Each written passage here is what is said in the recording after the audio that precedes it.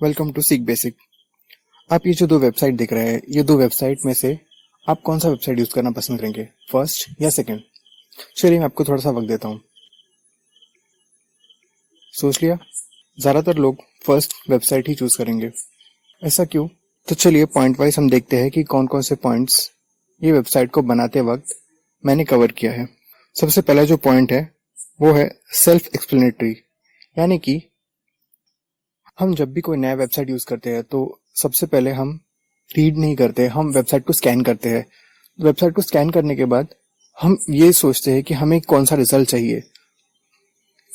उसमें टेक्स्ट का साइज, यानी जो हेडर होता है वो टेक्स्ट का साइज उसमें सबसे ज्यादा रखा जाता है, और उसके बाद धीरे धीरे वो जो टेक्स्ट का साइज है वो कम किया जाता है, क्योंकि ये जो सेम फॉर्मेट है, हम अगर न्यूज़पेपर पढ़ेंगे या फिर आपने अगर न्यूज़पेपर देखा होगा तो आप सेम फॉर्मेट न्यूज़पेपर में ही देखेंगे। आपको न्यूज़पेपर में कोई हेडलाइन देखना है तो वो आप हेडलाइन के जरिए देख सकते हैं। तो हेडलाइन सबसे बड़ा होता है फॉन्ट में, और उसके बाद फिर उसका नीचे का जो टेक्स्ट होता है वो छोटा होता है। या फिर आपको न्यूज़पेपर में कोई टेक्स्ट हाईलाइट करना है तो फिर वो लोग अलग कलर का इस्तेमाल करते हैं। लेकिन ये वेबसाइट है तो यहाँ पे कोई ज्यादा रीड नहीं करता। आजकल जो भी चीजें होती है, जैसे कि log in, log out, sign in, या फिर कोई भी चीजें, या फिर सर्च, ये जो आइकन है छोटा सा सर्च का, ये छोटा सा जो सर्च का आइकन है, ये आइकन हर जगह आजकल यूज होता है। और ऐसे ही बहुत सारे आइकन्स आजकल हम लोग वेबसाइट बनाने के लिए यूज करते हैं, क्योंकि जो आइकन्स होते हैं ये बहुत सारी चीजें जो हम टेक्स्ट के फॉर्मेट में लिखेंगे वो हमारा जगह भी बचाता है, और ये बहुत सारी चीजें एक्सप्लेन भी करता है। क्योंकि अगर आपने ये जो सर्च का आइकन देखा, ये सर्च का आइकन आपको हर जगह दिखेगा। ये जो सर्च का आइकन है, ये आइकन ही अपने आप में बहुत सारी चीज जगह पे बता देता है कि हाँ, ये आइकन देखने के बाद ही आप यहाँ पे सर्च कर सकते हैं। फिर दूसरा जो इम्पोर्टेंट पॉइंट है जो आता है सेल्फ एक्सप्लेनेशन के बाद, वो है लेस क्लिक्स। यानी कि आजकल जो वेबसाइट हम यूज करेंगे, यानी कि जो वेबसाइट आप यूज करते हैं, बड़े बड़े वेबसाइट्स, उन वेबसाइट्स में आप अगर देखेंगे तो ज्यादा क्लिक यूज नहीं होता। अगर आपको एक एग्जांपल के जरिए समझाऊं तो, अगर आप समझिए कोई वेबसाइट में जा रहे हैं जहां पे आपको कोई फोन खरीदना है, और वो फोन खरीदने से पहले आपको वेबसाइट में वहां पे पूछा जाता है कि आपको कौन सा कंपनी का फोन खरीदना है। कौन से कंपनी का फोन खरीदने के लिए आपको एक ऑप्शन सेलेक्ट करना होगा। उसके बाद आपको पूछेंगे कि आपको कितने जीबी का रैम चाहिए। उसके बाद अगर आपको पूछेंगे कि आपको फोन में इंटरनल मेमोरी कितना चाहिए। उसके बाद आपको अगर पूछेंगे कि आपको सिम कार्ड स्लॉट कितने चाहिए। ये सब चीजें आप करते करते, और भी बहुत सारी चीजें अगर आपको पूछा है, उसके बाद जाके लास्ट में आपको वो मोबाइल या फिर वो स्मार्टफोन दिखाया जाए, तो फिर क्या आप वो स्मार्टफोन लेना पसंद करेंगे? नहीं, क्योंकि आजकल जो है वो आप जितना कम टाइम में ज्यादा चीजें यूज कर पाएंगे उतना ही वेबसाइट ज्यादा चलेगा। तो इसलिए जो ऑथर है, ऑथर ने यहाँ पे बोला है कि आजकल जो बड़े बड़े वेबसाइट्स है, बड़े बड़े वेबसाइट्स में ज्यादातर ये चीजें ध्यान रखा जाता है कि जो क्लिक्स है वो 5 मैक्सिमम क्लिक्स होने चाहिए। यानी 4 और 5 से ज्यादा क्लिक्स अगर यूजर को करना पड़ रहा है तो उसके लिए कुछ दूसरा ऑप्शन सिलेक्ट करना पड़े, या फिर कुछ दूसरा तरीका हो करने का। लेकिन ज्यादा क्लिक्स यूजर को याद रखने में भी तकलीफ हो सकता है, और अगर यूजर ने कोई गलती कर दिया तो उससे वापस वो सब चीजें रिपीट करना पड़ सकता है।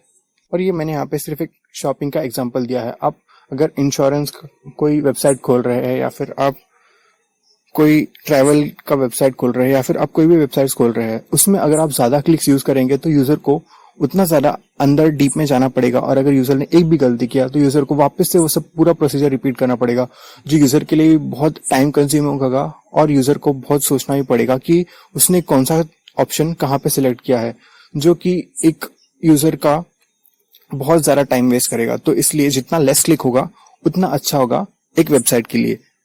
तीसरा जो पॉइंट है वो है हैप्पी टॉक्स, यानी कि आप अगर कोई वेबसाइट में जाते हैं और वेबसाइट में जाने के बाद आप देखते हैं हेलो एवरीवन, गुड मॉर्निंग, या फिर वेलकम टू आवर वेबसाइट, या फिर हैव अ नाइस डे, ये सब चीजें एक यूजर को नहीं चाहिए। यूजर जो रिजल्ट के लिए आ रहा है उसे वो रिजल्ट जितना जल्दी मिलेगा उतना ही एक वेबसाइट ज्यादा आगे बढ़ेगा, और उतना एक यूजर वापस वो वेबसाइट पे आना चाहेगा। तो ऑथर बोलते हैं कि आप एक वेबसाइट में जितना ये सब चीजें अवॉइड करेंगे उतना स्क्रॉल टाइम भी बचेगा, और उतना ही यूजर के लिए चीजें, यानी जो रिजल्ट्स यूजर ढूंढ रहा है वो उसे ढूंढने में आसान होगा। फोर्थ पॉइंट जो है वो है नेविगेशन। नेविगेशन यानी कि अगर समझिए, कोई एग्जांपल के जरिए आपको समझा, तो आप कोई मॉल पे जा रहे हैं और उस मॉल में जाके आपको कोई वॉच खरीदना है, तो आप सबसे पहले देखेंगे कि वॉच का सेक्शन कहाँ पे है। और उस वॉच का सेक्शन को आप ढूंढेंगे। अगर आपको वॉच का सेक्शन नहीं मिला तो आप मैप में जाके देखेंगे या फिर आप ऊपर डिस्क्रिप्शन देखेंगे कि वॉच कहाँ पर लिखा है। अगर आपको फिर भी नहीं मिला तो आप किसी से पूछेंगे कि ये वॉच कहाँ पे मिलता है, और उसके बाद जाके फिर आप वो वॉच खरीद पाएंगे अगर आप कोई नए मॉल में गए तो। लेकिन आपको अगर वो मॉल पहले से ही पता है तो आपको ढूंढने में ज्यादा तकलीफ नहीं होगी। अगर इसे हम आपने जो भी रास्ता सिलेक्ट किया था उस वॉच को खरीदने के लिए, उसे हम अगर एक इमेज के जरिए देखें तो अगर आप कोई मॉल पहली बार जा रहे हैं तो आपको इस तरीके का वो इमेज दिखेगा, और अगर आप वो मॉल में पहले से ही जा चुके हैं तो आपको वो मॉल में चीजें ढूंढने में आसान होगा और वो रास्ता कुछ इस तरीके का दिखेगा। लेकिन जो वेबसाइट होता है, वेबसाइट में आप कोई मैप नहीं यूज कर सकते और ना ही आपको कोई रास्ता बताने वाला होगा। तो वेबसाइट में हम जो चीजें यूज करते हैं जैसे कि हेडर हो गया, फुटर हो गया, साइड नेविगेशन हो गया, या फिर जो मेन सेक्शन हो गया, ये सब चीजें बहुत ज्यादा इंपॉर्टेंट होता है। हेडर में हम देख सकते हैं कि हमारा वेबसाइट, हम कौन सा वेबसाइट पे अभी है और हम कौन सा वेबसाइट यूज कर रहे हैं, हमने कौन सा ऑप्शन अभी सिलेक्ट किया है, या फिर हम कौन सी चीजें सर्च कर सकते हैं। वो सर्च का ऑप्शन वेबसाइट पे ज्यादातर हेडर पे ही होता है। और उसके बाद हम जो साइड नैव यूज करते हैं, साइड नैव में हमें पता चलता है अगर बहुत सारा ऑप्शन है हमारे पास वेबसाइट में तो हम साइड नैव में उसे दिखा सकते हैं कि हाँ आपको इस पेज पे ये चीजें मिलेगा। और जो मेन सेक्शन है, मेन सेक्शन में आपको जो भी चीजें दिखानी है, यानी अगर समझिए आपको उसका कुछ डिटेल ऑप्शन दिखाना है तो आप वहां पे मेन सेक्शन में वो जाके दिखा सकते हैं। और फुटर में आपको वेबसाइट के बारे में कुछ बताना है या फिर आपको कोई वेबसाइट के थ्रू कैसे कांटेक्ट कर सकते हैं, ये सब चीजें होना बहुत ही ज्यादा कॉमन है, क्योंकि यही एक वेबसाइट का नॉर्मल फ्लो होता है, यानी कि नेविगेशन के लिए आसान होता है, क्योंकि यूजर को ज्यादा तकलीफ नहीं करना पड़ता और यूजर आसानी से ये सब एक वेबसाइट में ढूंढ सकता है। और ज्यादातर हर वेबसाइट में ये चीजें कॉमनली फॉलो होता है और आगे भी फॉलो होता रहेगा। तो ये जो है, ये सब चीजें ऑथर ने, ये एक बुक है उसमें बताया है। ये जो बुक है, ये बुक का नाम है don't make me think by Steve Krug. अगर आपको ये बुक खरीदना है तो नीचे डिस्क्रिप्शन पे इसका लिंक आपको मिल जाएगा, और आप नीचे डिस्क्रिप्शन में जो लिंक है उस पे जाके ये बुक खरीद सकते हैं।